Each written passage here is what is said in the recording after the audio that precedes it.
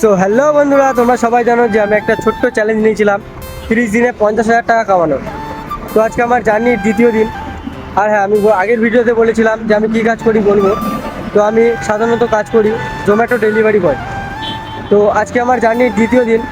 আজকে আমি তোমাদের সাথে শেয়ার করব আজকে সারাদিনে কত টাকা ইনকাম করতে পারলাম, এবং সবার শেষে আমি বলবো যে আমার জার্নিটা কমপ্লিট হলো কিনা, আমি 30 দিনে 50,000 টাকা কামাতে পারবো কিনা সেটা তোমাদের সাথে শেয়ার করবো। আর তোমরা যদি ইনস্টা থেকে দেখে থাকো ভিডিওটা, তাহলে প্লিজ ফলো করে দিও এবং ভিডিওটিতে একটি লাইক করে দিও। আর যদি ইউটিউব থেকে দেখে থাকো তো প্লিজ চ্যানেলটা সাবস্ক্রাইব করে দিও।